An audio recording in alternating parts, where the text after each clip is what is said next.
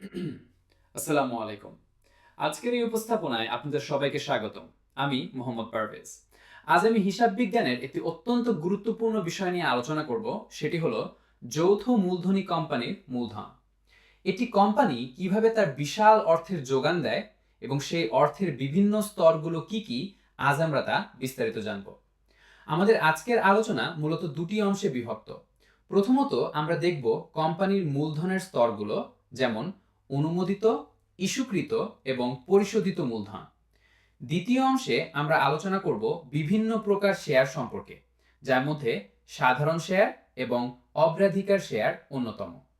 সহজ কথায় বলতে গেলে একটি যৌথ মূলধনী কোম্পানি তার ব্যবসায়িক কার্যক্রম চালানোর জন্য যে বিপুল পরিমাণ অর্থের তহবিল গঠন করে তাকেই কোম্পানির মূলধন বলে। তবে এই মূলধনের একটি বিশেষ বৈশিষ্ট্য আছে। এটি বিশাল অঙ্কের হলেও একে অনেকগুলো ক্ষুদ্র ক্ষুদ্র এবং সমান ভাগে ভাগ করা হয়। এই প্রতিটি ক্ষুদ্র ভাগকেই আমরা বলি এক একটি শেয়ার। এবার আসুন মূলধনের স্তরগুলো দেখি। প্রথমে আসে অনুমোদিত মূলধন বা অথরাইজড ক্যাপিটাল। এটি হলো সেই সর্বোচ্চ সীমা যা কোম্পানির স্মারকলিপিতে বা মেমোরেন্ডামে লেখা থাকে। একটি কোম্পানি তার পুরো জীবনে এর বেশি টাকা শেয়ার বিক্রির মাধ্যমে তুলতে পারে না। একে নিবন্ধিত মূলধনও বলা হয়। অন্যদিকে শেয়ার মূলধন হলো সেই অংশ যা বিনিয়োগকারীদের কাছে শেয়ার বিক্রির মাধ্যমে সংগৃহীত হয়েছে। অনুমোদিত মূলধনের সবটুকু কিন্তু কোম্পানি একবারে বাজারে ছাড়ে না। এর যে অংশটুকু কোম্পানি জনগণের কাছে বিক্রির জন্য বিজ্ঞাপন দেয় তাকে বলা হয় ইস্যুকৃত মূলধন। সবচেয়ে গুরুত্বপূর্ণ হলো পরিশোধিত মূলধন বা পেইড আপ ক্যাপিটাল। কোম্পানি বাজারে শেয়ার ছাড়লেও শেয়ার হোল্ডাররা আসলে নগদ যে পরিমাণ অর্থ কোম্পানিকে দিয়েছে তাকেই পরিশোধিত মূলধন বলে। এটি কোম্পানির প্রকৃত কার্যকারী তহবিল।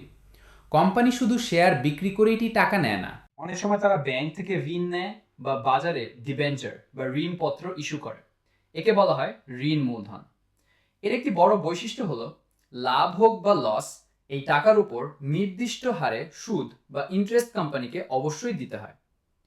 এখন আমরা দেখব এই মূলধন যে শেয়ারের মাধ্যমে আসে সেই শেয়ার কত ধরনের হতে পারে। মূলত দুটি প্রধান প্রকারভেদ আমাদের জানতে হবে। এক, সাধারণ শেয়ার, অর্ডিনারি শেয়ারস। যারা এই শেয়ার কেনেন তারা কোম্পানির প্রকৃত মালিক, তাদের ভোটাধিকার থাকে এবং কোম্পানি পরিচালনায় তারা ভূমিকা রাখেন। তবে তাদের ঝুঁকি বেশি, কারণ লভ্যাংশ পাওয়ার ক্ষেত্রে তারা সবার শেষে সুযোগ পান। দুই, অগ্রাধিকার শেয়ার, প্রিফারেন্স শেয়ারস। নাম শুনেই বোঝা যাচ্ছে এরা বিশেষ কিছু বিষয়ে অগ্রাধিকার পায়। যেমন কোম্পানি লাভ করলে সবার আগে তাদের নির্দিষ্ট হারে লভ্যাংশ দেওয়া হয়, তবে সাধারণত এদের ভোটাধিকার থাকে না। এছাড়াও আরও কিছু বিশেষ শেয়ার আছে, যেমন রাইট শেয়ার। কোম্পানি যখন নতুন শেয়ার ছাড়ে তখন যারা বর্তমানে শেয়ার হোল্ডার আছেন তাদের আগে কেনার সুযোগ দেওয়া হয়। এটি হলো রাইট শেয়ার। আর যোগ্যতা সূচক শেয়ার হলো সেই পরিমাণ শেয়ার যা একজন ব্যক্তিকে কোম্পানির পরিচালক বা ডিরেক্টর হওয়ার জন্য অবশ্যই কিনতে হয়।